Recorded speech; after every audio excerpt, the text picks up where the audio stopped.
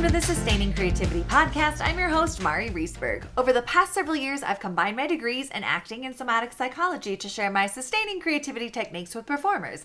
And now I've decided to share it with a bigger audience that includes you. I believe we are all creative, and this podcast is all about that. I'll be interviewing people from all backgrounds, ages, and creativity experiences to share just how creative we all are. Today, I'll be chatting with actor Matt Drago. Please enjoy Matt Drago.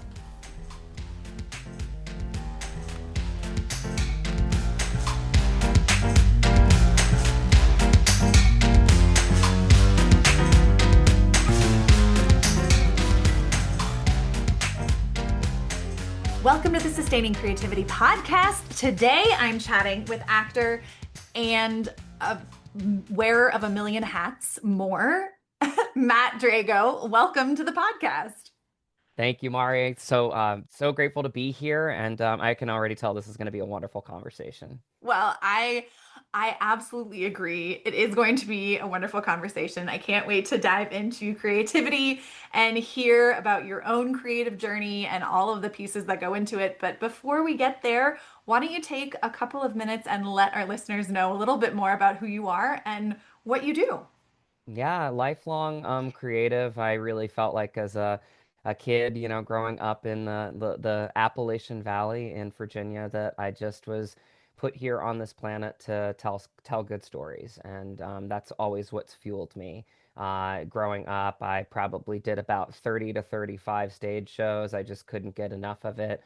Whether it be in the local community theater, which I always tell kids is the greatest place to learn, is just by doing, Mm-hmm. whether it was in my school plays or whether it was doing dinner theater, which is a great medium to understand that the dream takes work, right? Because Yeah. you're on stage 1 minute and then you're clearing plates and, refilling drinks the next. And so it keeps you humble.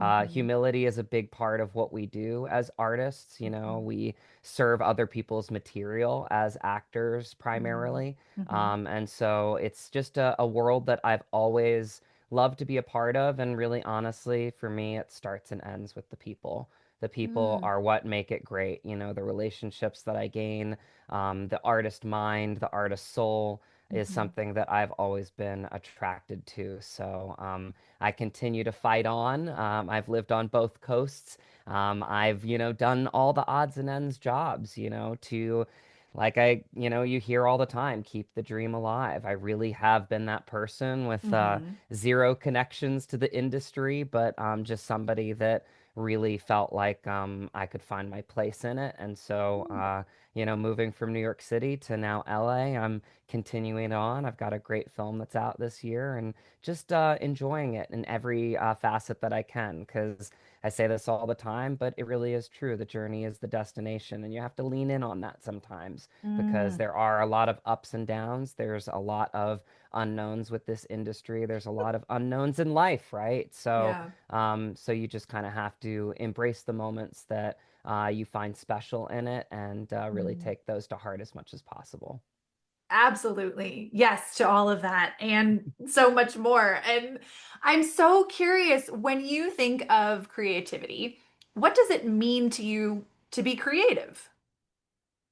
It really honestly means collaborating, and Mm. that's the way I've always felt about it. Because I think what I love about a film or a show on stage is just the sum of its parts. Mm. I really do. I'm that type of actor. I always have been, that is so fascinated by everybody else's master of craft. Mm. Whether it's that lighting designer gaffing that perfect light, on a beam that, like just looks like a moonbeam coming Mm. down from, the barn, which, I've got a great scene where we shot it in literally the day, and our brilliant gaffer Jason made it look like, just the most beautiful moonlit shot that you probably couldn't have gotten even from the actual moon.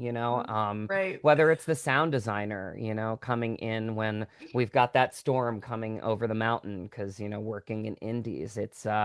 it's about timing. You only have so many days, you only have so many coverage days, so to speak. Yeah. Yeah. And so it's just it's really appreciating everybody. It's Mm. appreciating the crew. I say Mhm. this all the time. I think crews are what makes film and TV great. Mhm. Not to downplay my skill set as an actor, but like Sure. we're usually the last piece that's put into the puzzle, and it's this Mhm. incredible mechanism that's been created by the crew, and they're the ones that are doing the heavy lifting. And Yeah. I love the crews that I've worked with because you can tell how much they just love what they do as Mm. well. Mhm. And how much they give you that space as an actor where, you're having that big scene where maybe it's a breakdown scene or it's just a quiet on set day because something dramatic is happening. And Mhm. when you feel that energy from other people around you that have like 10 too many jobs and they're doing that all for the collective art that you are doing together. I mean, there's Mhm. just honestly, Mari, nothing more magical than that. Mm. I love that.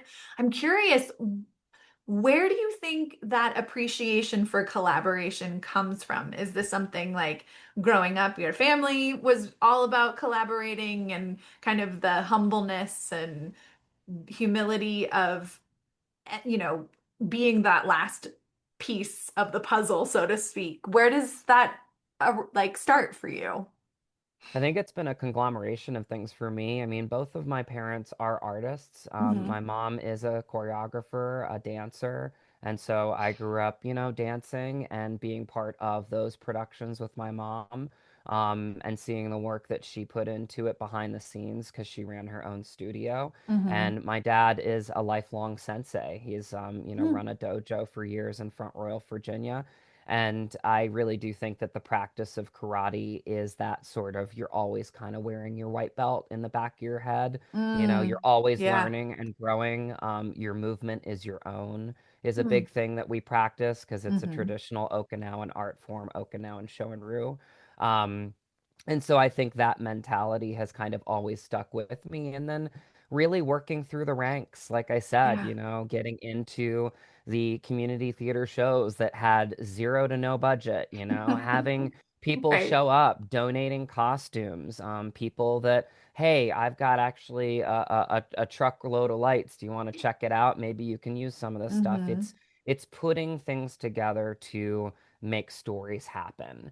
And Mm. I think I've always been very empathetic to the sacrifice that goes Yeah. into what we do. And so from kind of the outside in, because I even get a little bit teared up thinking about it because it really is. Yeah. You have a lot of people that bring these stories to life, and I feel like I would be the person that would watch a documentary about every single one of them because Hmm. I know the sacrifice that goes into these films, especially like independent films. I mean, Hmm. I know people that have put themselves in, we'll say, financial trouble, Yeah. for a story, and they might never hear, you might never hear about that, but we sometimes do, and it really does land on you Mm. because Hmm. art takes sacrifice, Yeah. dreams take sacrifice. They take a lot of work and effort, and there's, like we said even before we started the record button, like there's no clear-cut path to any of this, and that's Yeah. what can make it tricky but exciting at the same Mm. time.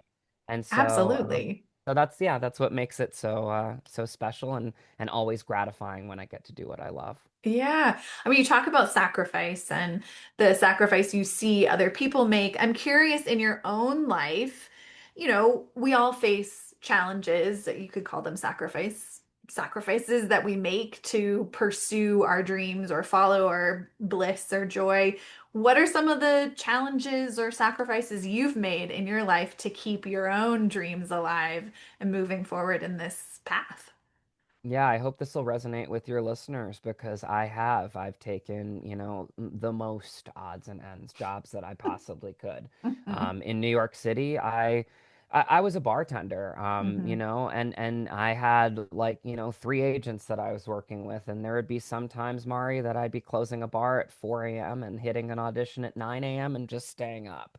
because Yeah. like why would I go to sleep for 2 hours? You know what I mean? Like I Hmm. would, go to the Good Stuff Diner on in Union Square because my audition was there and I was working up the block and just being like, I think I'll just chill here and work on my lines for a little bit and drink way Hmm. too much coffee and just Yeah. go for it when it's my time, right? So yeah, I did. I worked in the restaurant industry. I worked in a steak restaurant a block away from the Plaza Hotel. Mm. Um, I for college actually, I got a work study program. Mm. I bought my books from Shakespeare and Company secondhand. I was always trying to figure out how to, save money because saving money was making money, and making Hmm. money meant that I could put that money back into my craft because in Mm. New York City, I was around the masters. I was around the Hmm. best of the best. I was around people that could make me better, and I knew Hmm. that, and I wanted to take full advantage of that in every way I can.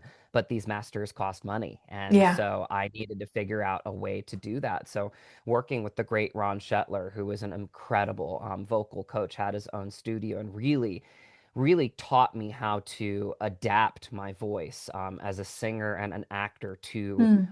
different types of shows, right? Because I mean, Broadway acting and singing is like incredible. You can have your Hmm. 1980s ballads like your Phantom of the Opera, your Les Mis, your Miss Saigon, or you could have something that's a little bit more pop rock that's on Broadway now. You Hmm. can even do like silly voices. I was up for Avenue Q, which is a Ah, puppet show, so yeah. it was about like really training my voice to again fit in the different pockets of genre that exist in theater. Mm. And then people like Michael Levine. Michael Hmm. Levine do you know him? Hmm.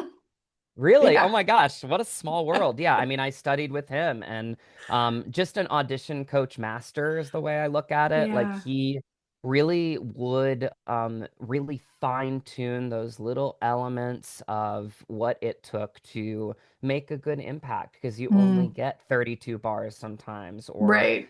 maybe a couple minutes in the room. And I really feel like I love meeting people. I love meeting casting directors. I love meeting, directors and producers. I've always been curious about projects. So, Mm. the fact that auditions have moved a little bit towards Zooms is kind of sad for me because I love that personal connection and I Hmm. try to get that whenever I can. But, those times where I was at Actors Equity and I, would just hang out there for 8 hours and maybe audition for 2 shows, maybe Right. audition for 6 shows. But Michael was like kind of behind me all the time because if I ever had a big audition, I knew that he would kind of settle my nerves to give me the plan to go in and Mm. execute it, to show Hmm. show off my best take on the character because that's what an audition is. An Yeah. audition is your best take on a character. It's making some good choices. It's bringing yourself fully to it. And then the hard part, Mari, right? Letting it go. You have to let it go at the end of Right. it. Yeah. So that's the actor's job. So Hmm. yeah, and then lastly, Terry Schreiber, who was Hmm. my acting coach in Chelsea, and I studied with him for 2.5 years in his Mm. studio. And he really honestly became a grandfather to me. I say that all the time, Hmm. but I really Hmm. mean it. He was just the ultimate lover of actors and the ultimate nurturer. And I just really what I love about Terry is his ability to figure out like different methodologies and give them so freely to his actors, and then Mm. letting those actors find their own paths and their own processes within them. Hmm. And so he opened me up in ways that I could have never thought possible. But Mm. again, that was because of all of those times that I was working till 4 a.m. closing a bar. Those were Right. because of that work study program that I took in my Mm. college, at the library, just pay for Yeah. my college. So it's always been part of my mentality, like, let me work as hard as I can. That way I can learn from the best of the best. Absolutely. I mean, I absolutely hear how hard you work and how important that is to you. I wonder if you could talk a little bit about the kind of roller coaster of setting yourself up for an audition, auditioning, and then not being the person to get the gig or the job or the role or that experience of rejection that actors, dancers, performers experience that I would say the majority of society does not experience on a daily basis. Sure. That's a great question, and I really honestly think that I've evolved in Mm, just that idea of mm-hmm, the word rejection, which mm-hmm, I actually don't use anymore. mm, Because again, I look at an audition as a win. I look at it as an mm, opportunity to act, and I always say this to young artists, whether it be acting, singing, putting something on canvas, right? mm-hmm, Singing, whatever it is, whatever your art is, whatever it is that sets you free. It doesn't even have to be art, it could be sports. I'm a big sports guy, right? mm-hmm, So whatever it is that gives you that freedom, gives you that escape, you have to enjoy that. And in the mm, moment when I'm auditioning, I'm enjoying that because it's my mm-hmm, opportunity to act. It's my opportunity to make those choices and put myself on tape. And at that point, like, I got to do something that I love. mm, And I really do mean that, mm-hmm, because I think there are times in your life where unfortunately, I was in, well, I'll go back to my time in New York where I had like a big agent that I was working for, and it makes me laugh now, but so much of it was like trying to impress this agent. Like I was mm, doing my art to impress my mm-hmm, agent who was submitting me. And it sounds so stupid now because it mm, is. You do your art for yourself. Like you are the person that's bringing yourself to these different collaborative arenas, right? And so mm-hmm, you have to really enjoy the opportunity that somebody saw you, somebody saw your work, and somebody feels like you might be a fit for something. And the best thing that actually happens in the world of acting is, you come prepared.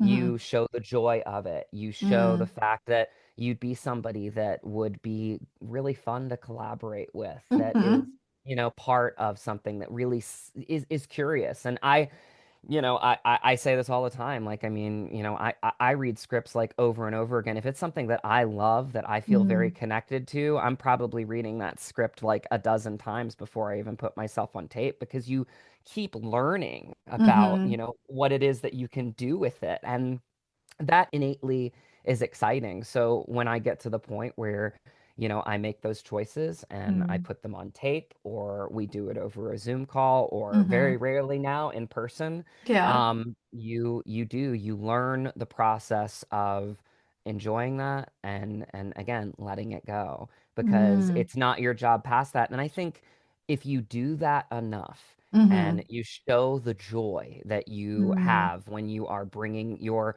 love of craft to a certain production, and mm-hmm, and you let it go so eloquently. I believe that you become a beacon of light, and I believe mm, people see that. Because again, you could be a casting director right now. I could come in, I could, you know bring some great choices to a character that might have been a little bit different than what you thought, and I could leave the room, Mari, and you could say, he's just not right for this part. And yeah, I saw how much he brought to it, and like he really did a great job, and I can see that he can adapt to different roles. So you know what?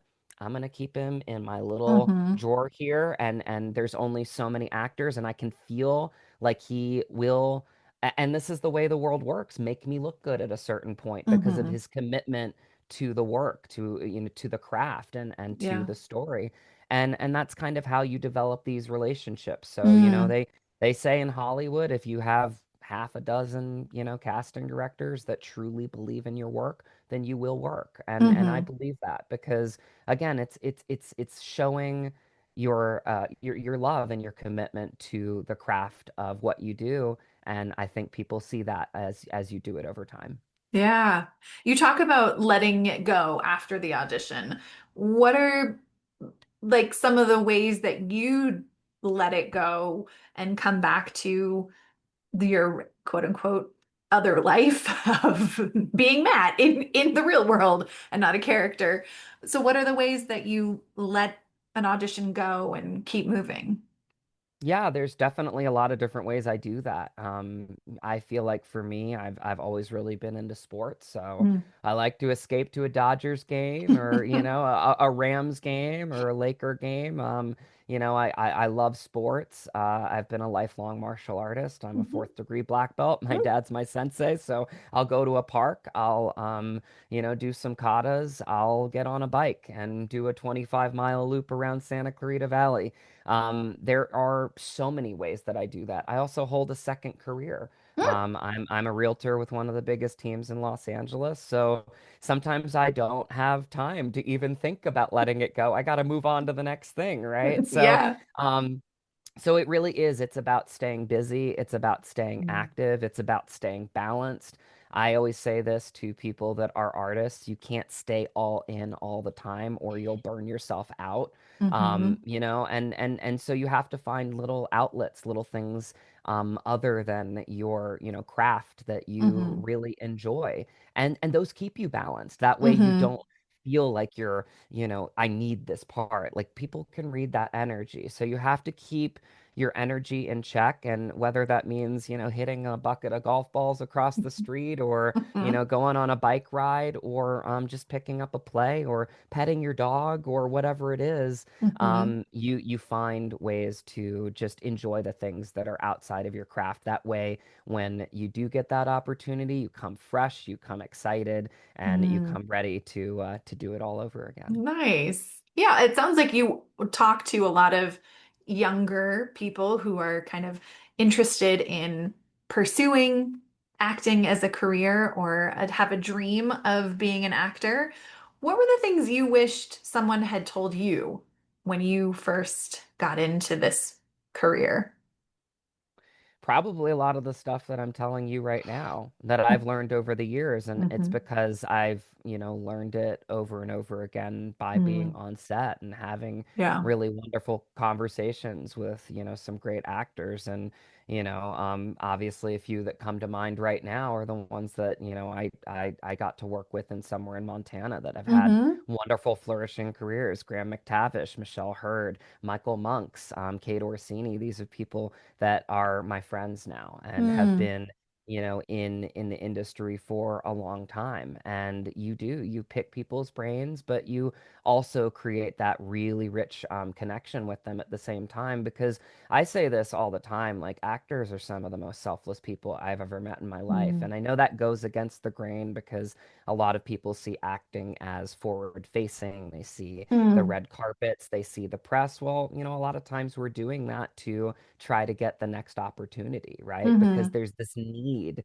to create, there's this need to act. We only have so much time on this planet, right? And so Mm-hmm. a lot of that forward facing stuff is to get to the next project. But these, conversations, these one on one conversations that you have with these just incredible actors and people on Mm. set, over the years are what I've always just kind of been like a moth to the flame. You know what I mean? Like Yeah. I just I'm a listener, I'm a learner. I do think it kind of stemmed from like all the things that we've talked about today. I just Mm-hmm. really enjoy learning from people and Mm-hmm. growing. And so, in answer to your question, like, keep balanced, enjoy the journey, Mm-hmm. and find other things outside of your passion that can keep you, refreshed and excited because life isn't all about one thing, right? Our lives are Mm-hmm. complicated and they're exciting and they're lovely. So,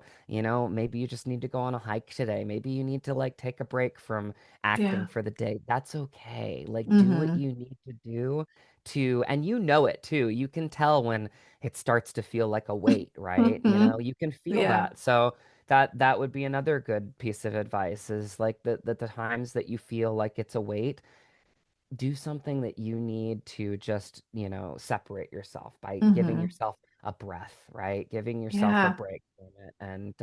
And it really does. It keeps you to the point where once you take too much of a breath, you're like, oh, I got to get back into it again because Right. I miss it. So Yeah. it's that. It really is. In a nutshell, it's that. Well, thank you for sharing all of these pieces and your stories and the journey that you have been on and where it's taken you. I have one last question. What does it feel like in your body to be creative? Full. Mm. It feels so full. I've always loved this so much. Mm-hmm. I really have. And you can tell because I never released that little kid inside of me. Mm-hmm. I just Mm. love storytelling so much. I love acting so much. I Mm. love working with the directors and the producers and the crew. I just love being around my people. There is Mhm. nothing better in the world than finding your tribe, finding people that you align with. And when you do, you feel like you're home. And Mm, never let that go because life is too short, too. absolutely. It is. So thank you so much, Matt, for taking the time to chat with me. If people want to learn more about the work you have out in the world, how can they go about finding that? Absolutely. I keep it easy. I'm pretty much on one social media platform, if I'm being honest. Instagram at Matt Drago, MattDrago. From there, you can find my link tree. It's got my website for my acting, mattdrago.com. It's got my production company website, dragonhunterproductions.com. It's got a link to my IMDb if you want to look at my past and future projects. And again, like this conversation that has just been so rich and rewarding, Marty. Mari, thank you so much for having me on today.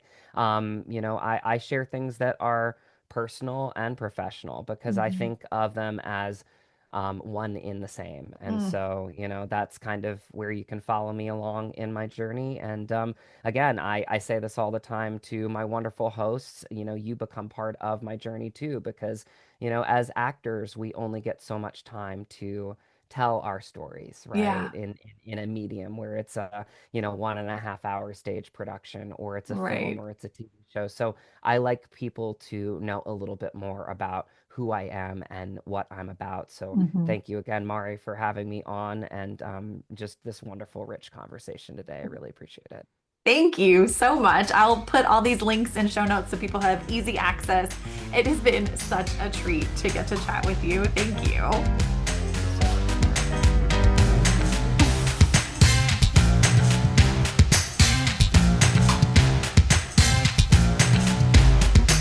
Thanks for listening to the Sustaining Creativity Podcast. We'd love to keep in touch, so follow us on Facebook and Instagram. We are at Sustaining Creativity.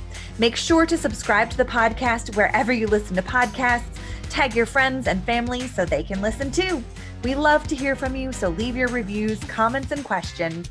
Check out our website, sustainingcreativity.com, for upcoming offerings and creativity coaching. Tune in Tuesdays for our next episode. And remember, with creativity, anything's possible.